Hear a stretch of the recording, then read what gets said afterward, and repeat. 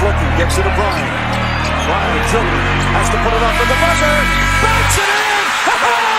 He banks in the third. The timeout. Decide not to use it. Curry, way downtown. Bang! Bang! Oh, what a shot!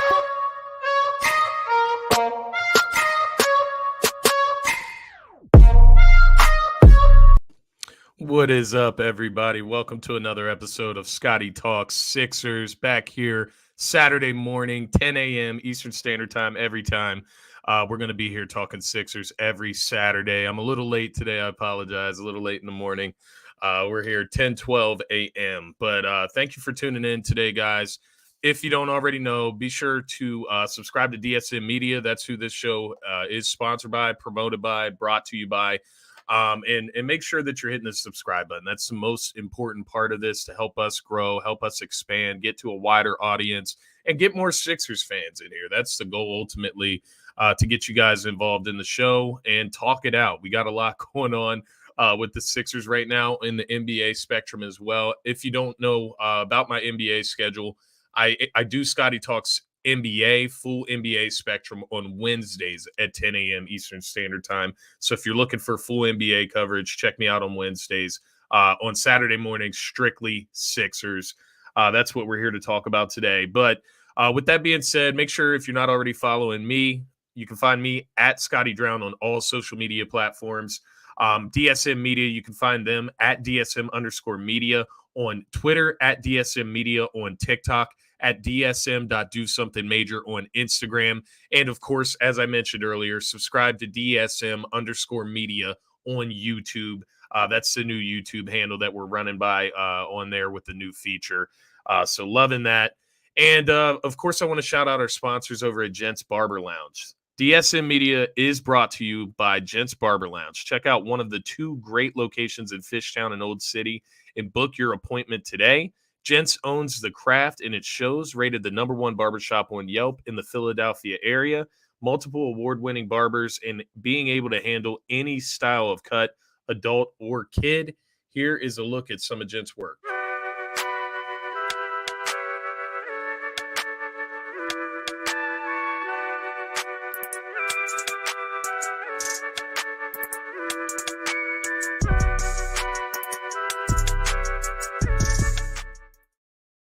All right. Shout out to Gents Barber Lounge. Make sure to book your appointment at gentsbarberlounge.com today in Fishtown or Old City locations.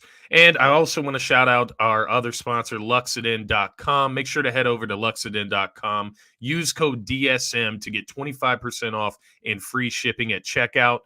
Check out some of their fine jewelry. I know I got a few pieces. My one of my co-hosts from another show, Dylan, he's got a piece, so it's really nice quality stuff, and you get it for a nice price. Make sure to use code DSM at checkout for 25% off and free shipping.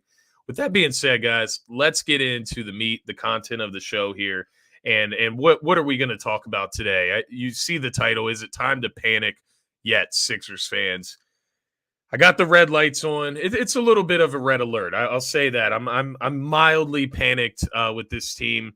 But I'm not going to go over the deep end, right? There's a few things that me and Phil got to talk about on Trending in the AM. If you watch Trending in the AM Monday through Friday, 8:30 a.m. on DSM Media, it's the morning show. I got to join Phil on that show yesterday, Friday morning, and we got into a few interesting conversations that will probably make a lot of Sixers fans uncomfortable. That the fact that we're having these conversations 12 games into the season. And rightfully so. It's one of those things where we talk about Joel Embiid. What is the future behold with Joel Embiid? What have we gone through with Joel Embiid so far as contention and title contending in the NBA? And you have to ask yourself if there's any doubt inside of your brain, your heart, your soul, as far as not only being able to win a championship with Joel Embiid, but being able to win a championship with a dominating center, a dominating post presence, because it's something that, quite frankly, has not been very common in the last few seasons of the NBA. And in the last few years, last decade or so, is dominating big men, right? It's a league that's based around guard play, wing play, We've seen the LeBrons, the KDs, the Kawhis, the Steph Currys. These are the guys that are dominating the game, especially in clutch time. And it just creates a bit of a worry. So we got to talk about, when do we start to question Joel Embiid and what he's doing here in Philadelphia and kind of his mental makeup? Because that's my biggest problem with Embiid right now is we're however many years into his career now, right? And we still see on a nightly basis a lack of energy, an inconsistency. And that's what worries me the most is that, regardless of the coach, we've gone through Doc Rivers, we've gone through Brett Brown. We have a team that lacks accountability, a team that doesn't show up every night. It doesn't matter if it's Ben Simmons, James Harden, Tyrese Maxey's in the picture now. It doesn't matter, right? Jimmy Butler, Tobias Harris. They show up inconsistently throughout a day-to-day basis. And there's just no way you can win a championship playing like that. And that's honestly my biggest worry is the consistent issues throughout time, throughout the last few years, where what's the common denominator? It's Joel Embiid. He's the one that's been here through it all. And, it makes you think, we got to talking about this on Training in the AM yesterday as well. It makes you think back when we were looking at Ben Simmons and his lack of accountability and how he kind of just deflected and as soon as he got called out in public, he literally sat out for a season. And it has to make you wonder who created this monster in Ben Simmons? And did we create another monster in Joel Embiid, a guy that can't be held accountable, a guy that is not willing to go out there and lead a team, but totally worried about his own statistics, worried about what he's doing on a night-to-night basis?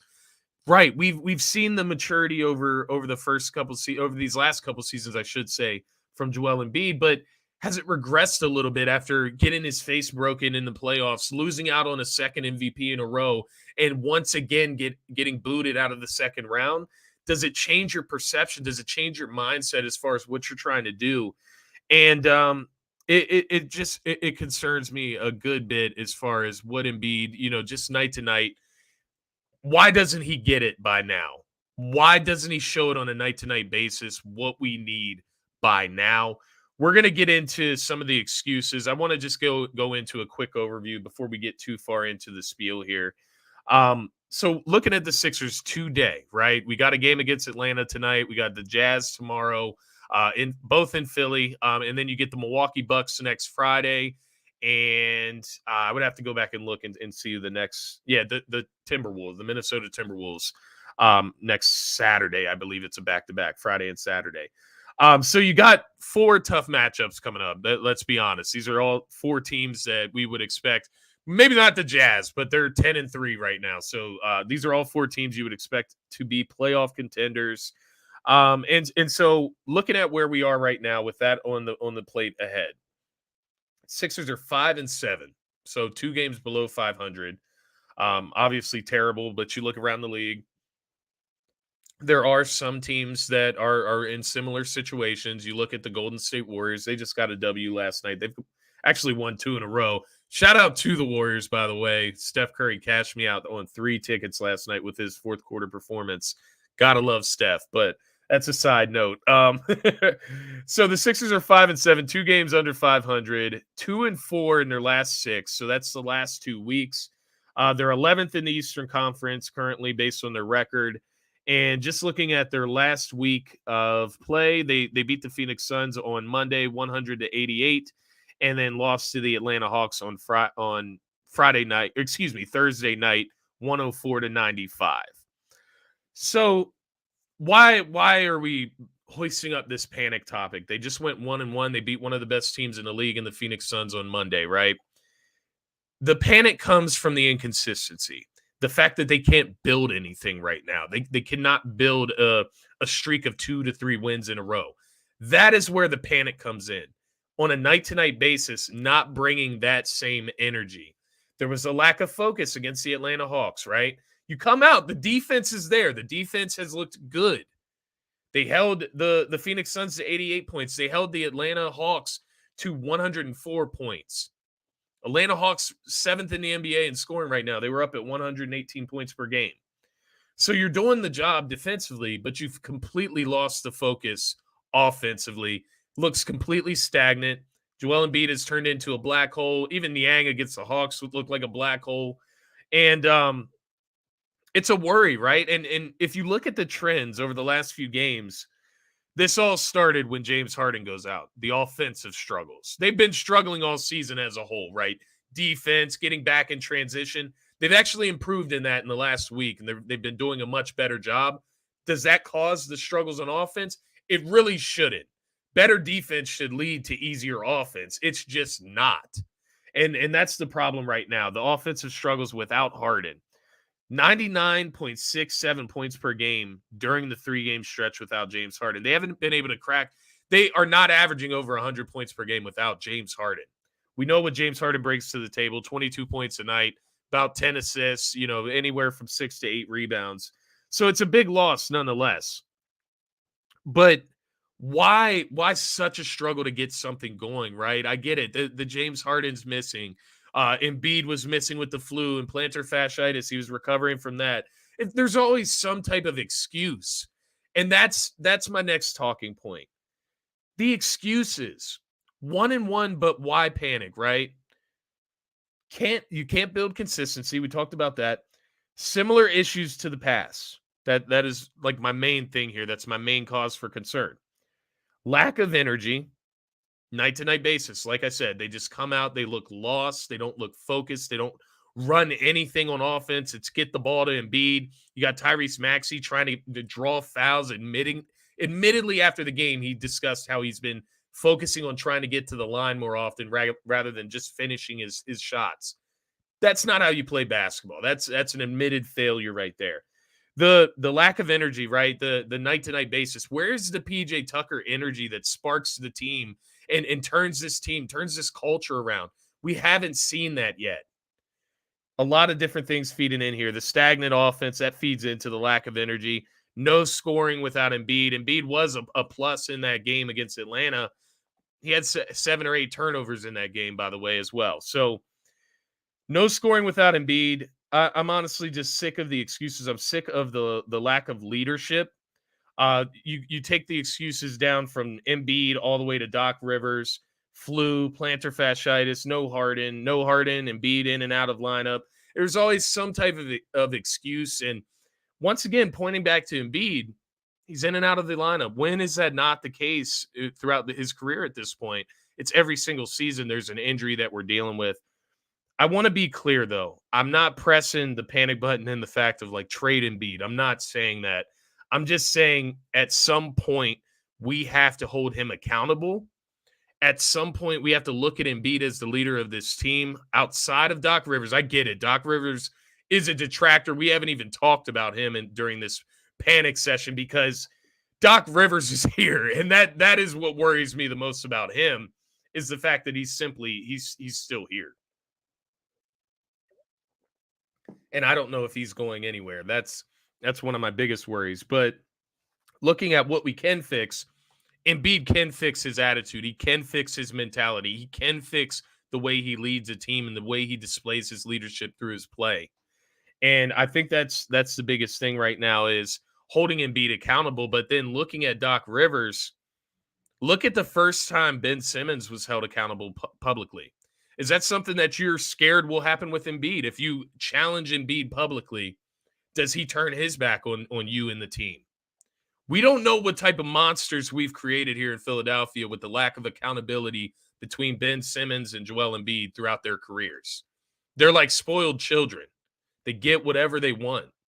And I think that's part of the problem here. And we got to change the mentality. We got to change the culture in the city of Philadelphia when it comes to basketball, because this lack of accountability, you can't get anywhere with that. You listen to guys throughout the league, Giannis, Steph, they take accountability. These are the stars of the league. These are the leaders. And then the final note for Embiid that I think he needs to change the way he's playing right now, James Harden is out. And I'll be honest, this team is constructed. You look at it now, it's plain as day without James Harden in the lineup. This team was constructed around James Harden. It was not constructed around Joel Embiid. You got James Harden and Maxey, who are nice pieces around Embiid, but ultimately this team was constructed around James Harden kind of take up for his defensive deficiencies. Get him guys that can spread the floor whenever he's able to penetrate and drive the lane. So you can see that it's not just strictly jump shooters or 3-point shooters. That's what you would want around Joel Embiid, right? Joel Embiid needs to look for his teammates. He needs to look for ways to get other guys involved. It's not about getting Joel Embiid going. We know he can drop 25 to 30 points a night. He's got to get the Tobias Harris of the world's going. He's got to get Tyrese Maxey going. These are the guys that have to step up in these games and help Joel Embiid get to where he wants to get, and that's ultimately to a win, I would hope. So Joel Embiid needs to change kind of his approach, I feel, to the way he's playing. I get it in times where the Sixers just can't score. He feels he has to take it in his own hands, take on two defenders, and then he ultimately turns the ball over, takes a bad shot. We got to clean that up, slow it down, and get others involved and trust your teammates. It's what it comes down to at this point. If we want to get this thing turned around, we want to get this thing turned around, right? That's the goal here. The one other thing as far as excuses, the additions just aren't panning out, and that's a viable excuse right now. You have PJ Tucker, who we brought him in. I get it. He's a playoff maneuver, right? He's a guy that sparks you in the playoffs. But my God, you have to make the playoffs first. You literally have to put yourself in the playoff picture first. So we have to take these steps during the season in order to build the winning tendency. This is something I've been preaching since the start of the season, building winning tendencies. This isn't something that a team that would want to win the championship this year would have to do. That's why I don't have the Sixers winning a championship this year.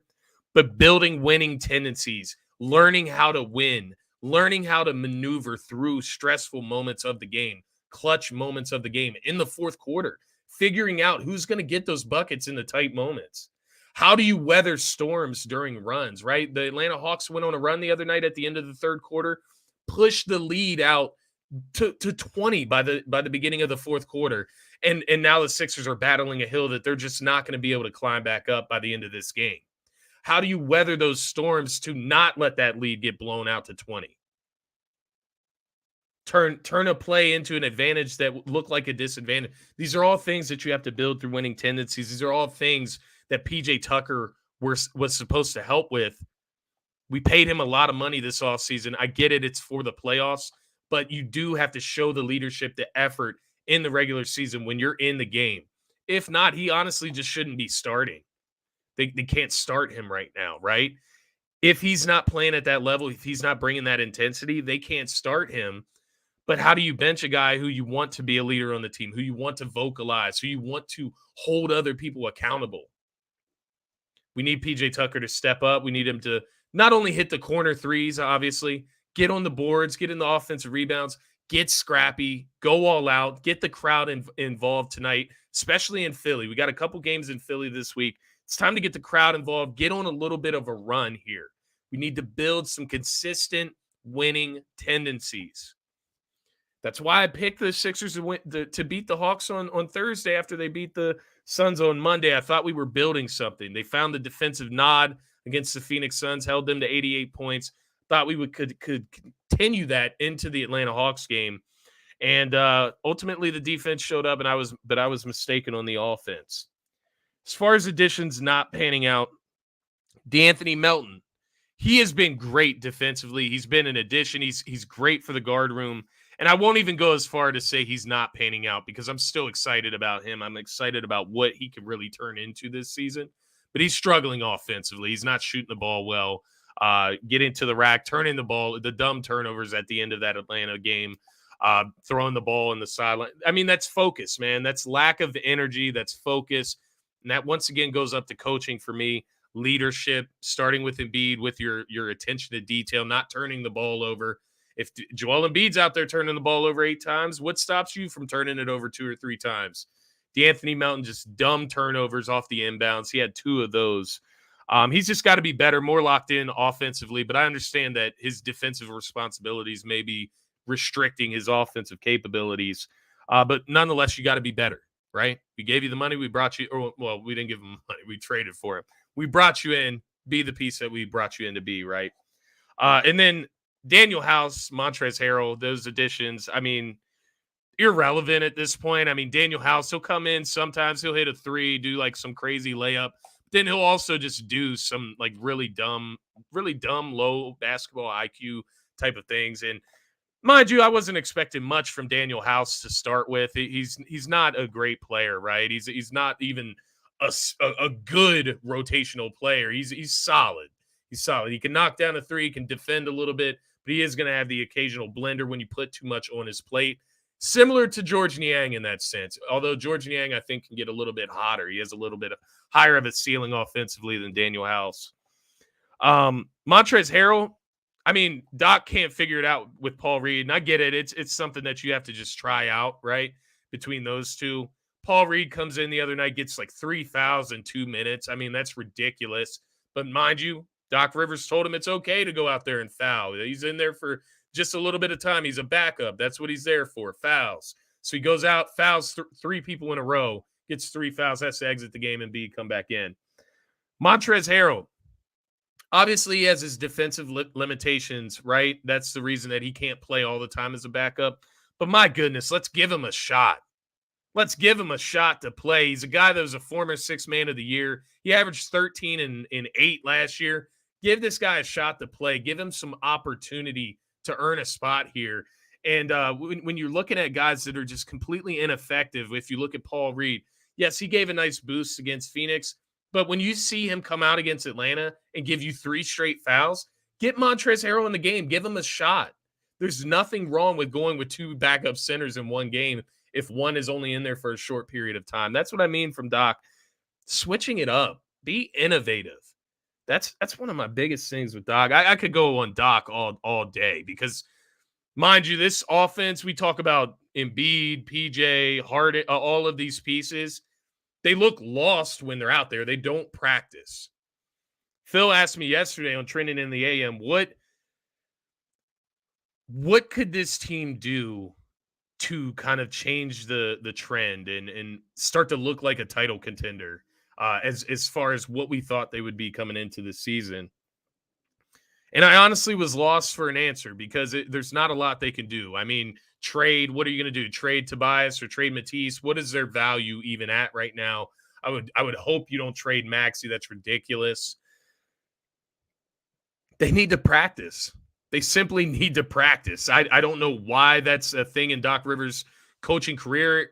Given the lack of success he's had with the talent that he's had, you would think he would once again innovate, change the way he coaches. Why do these guys not practice? They go out there, they try to run an offense, and they run into each other. They bump into each other when they're trying to get to their spots. They're out there arguing over who's in what spot. We don't have time for that in an NBA game to figure it out. Yeah, hey, I'm with you. I'm with you, Drew. It's not time to panic per se. It's not time to panic. I'm panicking in a sense of, is this team really a title contender? Can they be a title contender when James Harden comes back? That's where I'm panicking. I'm not panicking in a sense of like making the playoffs, maybe even getting to the second round of the playoffs. We know they can do that with the roster that they have with Doc Rivers. I'm panicking when it comes to winning a championship. Obviously, I didn't think they would do it at the beginning of the season, but my optimism is going down game by game right now. And that's my biggest worry. That's my biggest cause for panic. But I'm with you. It's time to fire Doc Rivers. I mean, it's been beyond time to do that. I'm with you, Drew.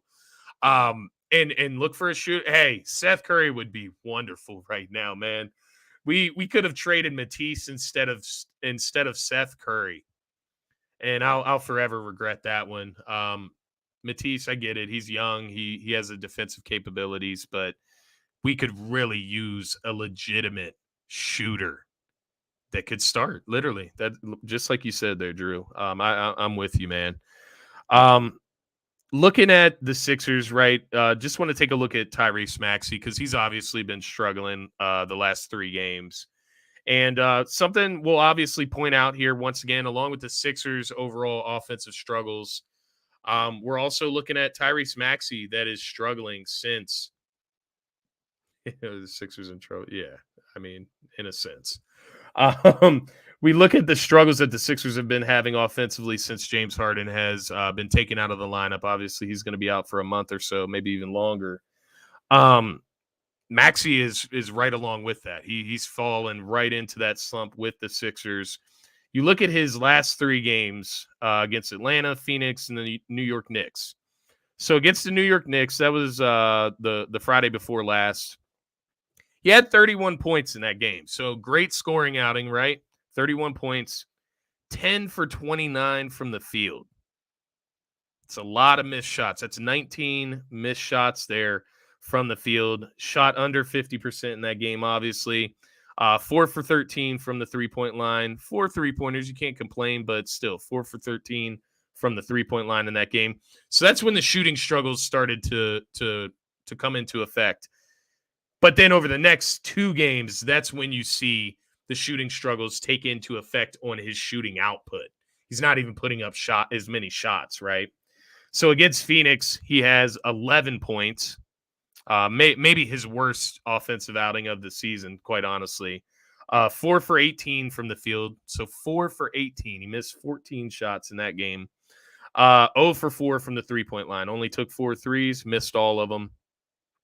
Then you get to Atlanta on Thursday night. He had 15 points. He was 5 for 17 from the field once again. Bad shooting numbers for Tyrese Maxey. We knew he would come down to earth a bit, but these are bad shooting numbers for Tyrese Maxey. 2 for 6 from the three-point line. So got a little bit better there, but still 2 for 6. Not great on a Tyrese Maxey clip. And once again, just not taking the threes at the clip that he is, quite honestly, we need him to be able to score what we need him to be able to score. He's averaging 19 points per game over those last 3, shooting 28.7%, not from the three-point line, from the field.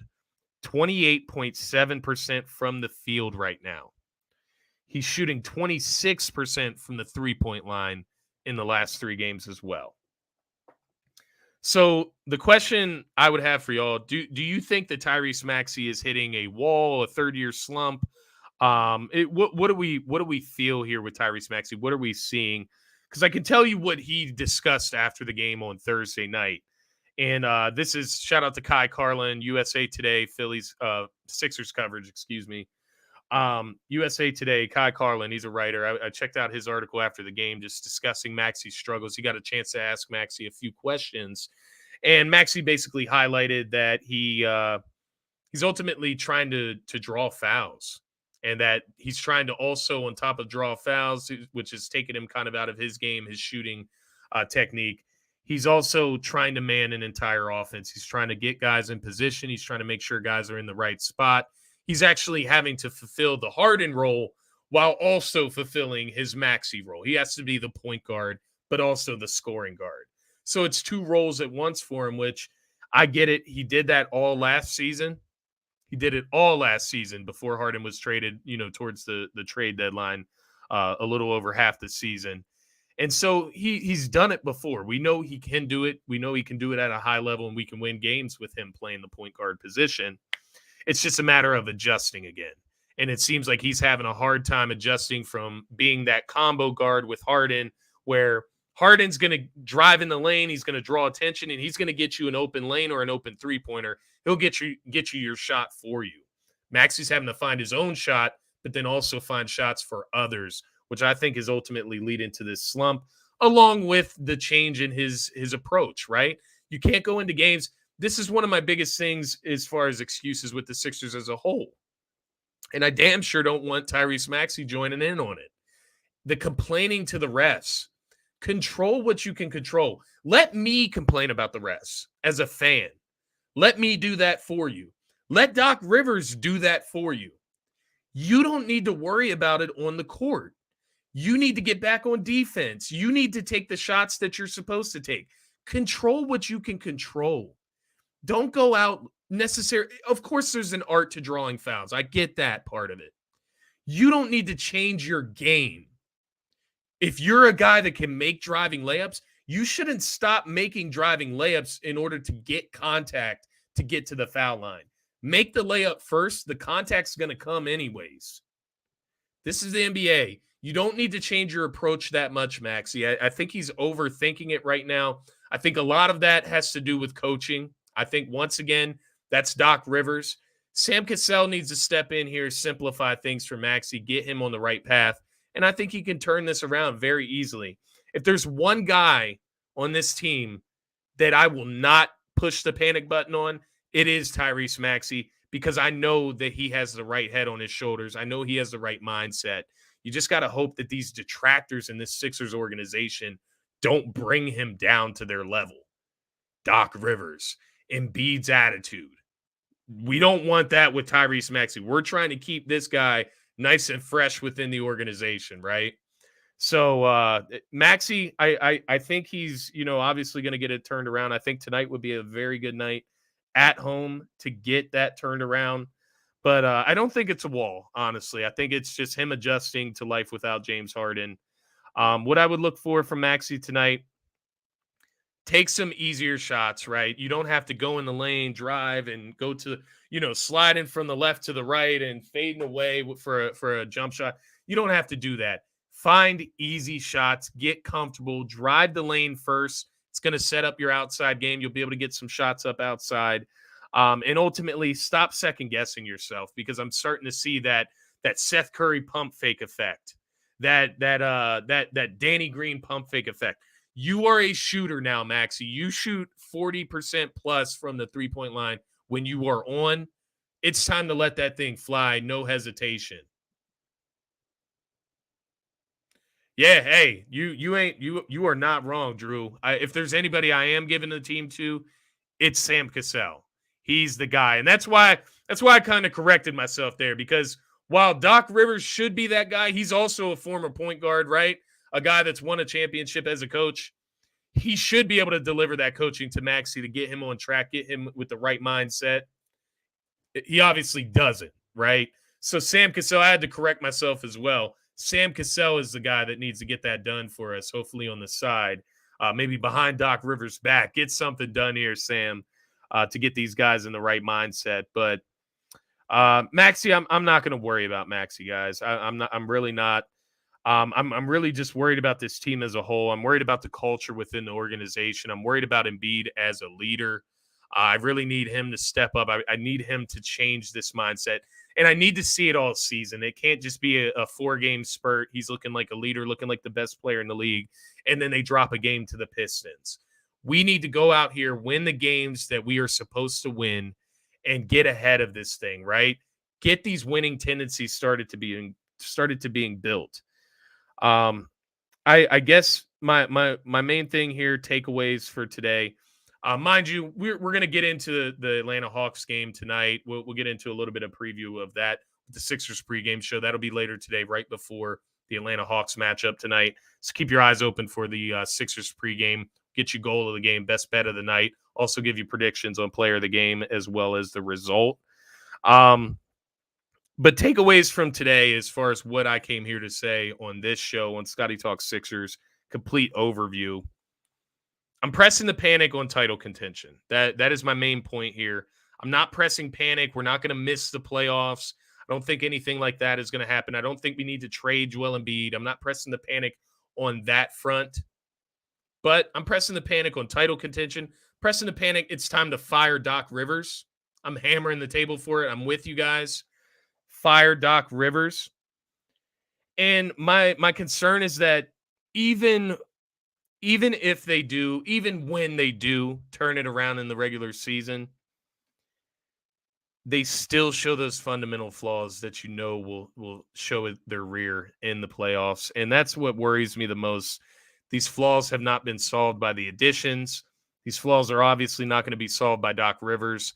And Joel Embiid obviously is not leading with the right mindset. And then you got James Harden injured on top of it. So when he comes back, you have to readjust and get him reintegrated with the offense. Yeah, that's why you can't go that route, right? You can't panic that far just yet, Drew. I know we talked about this on Trending in the AM. I know you were in the comments yesterday with me and Phil. And not yet do we cross this hill. Do we have to have this discussion?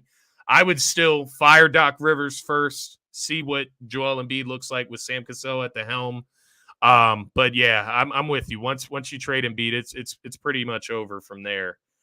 It's time to fire Doc Rivers. I'm still optimistic. Guys. You got to keep the optimism. But I'm highly concerned. I would put a yellow alert. Maybe the red lights aren't appropriate. Yellow would be a little bit more suitable because we got some question marks here. We got some major question marks here for the Philadelphia 76ers. Let's hope over the next week, get this turned around. You host Atlanta. Let's get a win tonight, right? Front end of the back-to-back. Embiid should be in. Let's get a win tonight. You host Utah tomorrow night, Sunday evening. It's the back end of a back-to-back. Is Joel Embiid going to play? Honestly, against the Utah Jazz right now, I would say we need Joel Embiid in order to win that game. They're playing really good basketball. High-energy team. Cannot come out of there with a lack of energy or you're going to get busted by the Utah Jazz. They host the Bucks next Friday. So that's something me and Phil discussed. There's a big window there, Sunday to Friday. Perfect opportunity to fire your head coach and get a new coach in there, get their system implemented, get some practice in.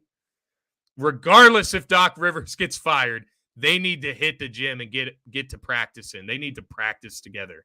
Run some offensive sets. My God, look like you do something when you're not playing the game. Like, it's ridiculous. But they host the Bucks next Friday. If Giannis plays, Giannis and Drew Holiday haven't played the last few games for the Bucks. If they play, good luck. You got to get a W, though. You need to get W's in a row right now to get back over 500. And then they host the T-Wolves. I would imagine you should be able to beat the T-Wolves right now, but you're just as inconsistent as they are, if we're being honest. So hopefully by that T-Wolves game, we can get back up over 500, get back on the right track, and really get this thing going. I'm optimistic. I'm not panicking yet, per se, but there is cause for concern here, guys. That being said, remain optimistic. Continue to watch the Sixers. They need your eyes on them. They need that pressure. They also need that support. They're going through some things. Obviously, the excuses pile up, but we get tired of them, but we're still going to watch every single game. We're still going to hop right in for that ride every single time, and that's what being a Philly fan is all about. Remain optimistic. A little bit of a yellow alert, right? Not a red alert just yet. A little bit of a yellow alert. We'll get this thing on track. Hopefully Embiid getting back from the flu, gets more integrated with the offense, get Maxey back on track, obviously without Harden, get him going, and hopefully we can see this thing turn around. Guys, make sure to tune in later. We will be back, me and my co-host Dylan Davis. We will be back for the Sixers pregame live right here on DSM Media. That should be right before, about a half an hour before game time against the Atlanta Hawks. We will have the best bet. We'll have the goal of the game, just a goal that we set for every single game. If they hit this said goal, they will win this said game. We'll get you predictions. We'll get you player of the game. So be sure to tune in for that. Make sure, if you're not already, subscribe to DSM Media on YouTube at DSM_media. Make sure to follow DSM Media on Twitter at DSM_media, on TikTok at DSM Media, and on Instagram at DSM.DoSomethingMajor. For myself, you can find me at Scotty Drowned on all social media platforms. Be sure to give me a follow. I bring my hot takes. I bring my NBA power rankings, NFL power rankings, Sixers updates, Eagles updates, all across the board. Be sure to give me a follow on all social media platforms. I truly appreciate it.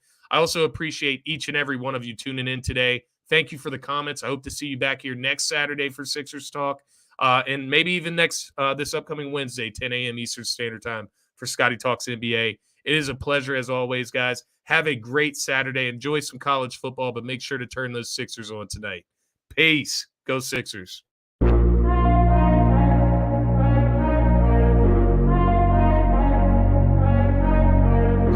Artest looking, gets it to Bryant. Bryant has to put it up for the buzzer. Banks it in! He banks it!